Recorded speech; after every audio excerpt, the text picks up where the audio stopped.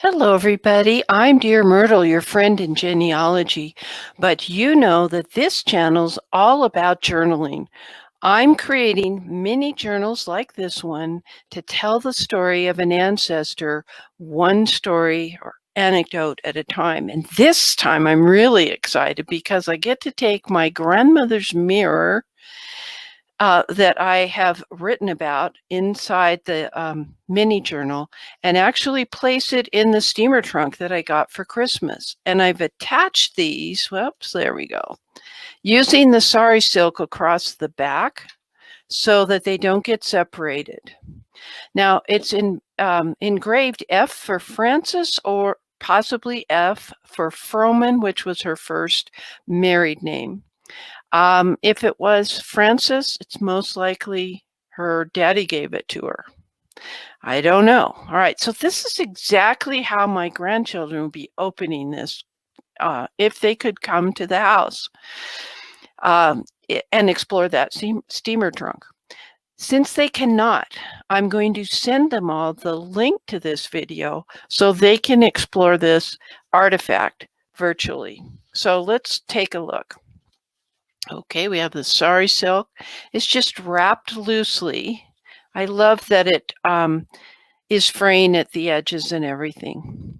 So when you first open this up, you're faced with this, which says, "This is the hand mirror of my maternal grandmother, Frances Irene Goring." It's in parentheses because that's her maiden name. Froman, first husband. McDonnell, second husband. And when we flip it open, there's another kind of, another kind of a flip. Let's do it. There's the explanation, and here's something to add a little intrigue and interest. This was Grandma Frances's favorite kind of soap. Keep reading to find out more about her interest in good grooming. Now, I actually didn't remember as a little kid, maybe kindergarten or younger, that Cam-May was the soap that she liked.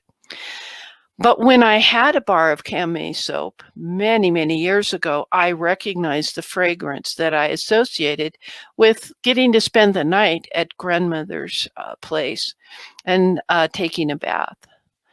I'm sure my brother is well acquainted with Cam-May soap because he had to do something. Let me read about that next.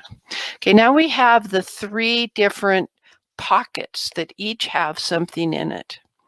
So the first item, we can pull it out, is a story that says, when I was younger, as young as kindergarten, I remember going to visit Grandma. Before she'd let us in the door, she'd have us hold out our hands, both sides, to see if our hands were clean. She'd also check our ears. I don't know why she did that. She wasn't a neat freak per se. It's just a thing that she did.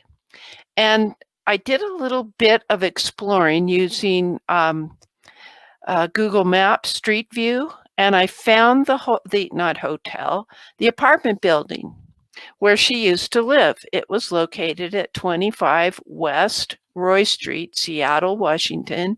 And here I wrote, a half block west of Queen Anne Avenue. There's a 3 hearts, so my daughters and grandchildren know this is really from me. What did I write here? This is the first of 3 apartments I visited to see grandmother. So she never owned a home, which was an interesting concept. She worked hard. Someday I'll tell you more about that.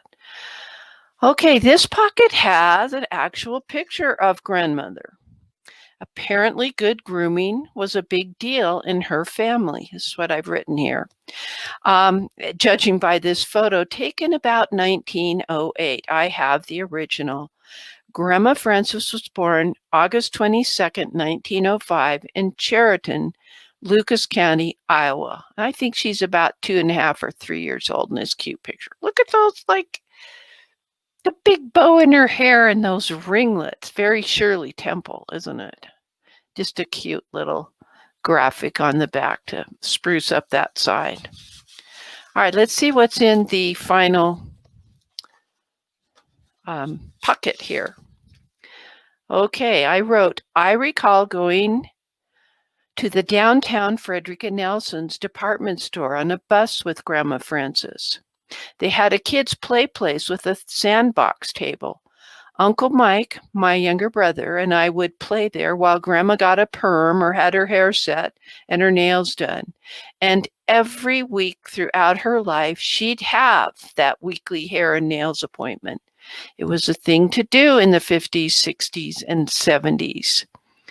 Here's another picture of my grandmother, and I've written on it to say, this is the picture, or this picture, Frances, shows the finger waves popular in the early 1900s. I think this is her high school graduation picture. And I do have the original. It's just, they're both of the original photos are too big to put in this. So I guess the next thing to do is to actually place this all in a trunk. So now we will have the ceremonial placement of Grandma Frances's hand mirror along with the mini journal that discusses her interest in good grooming. I love this steamer trunk to store these old things in. Such a cool present from Mr. Myrt.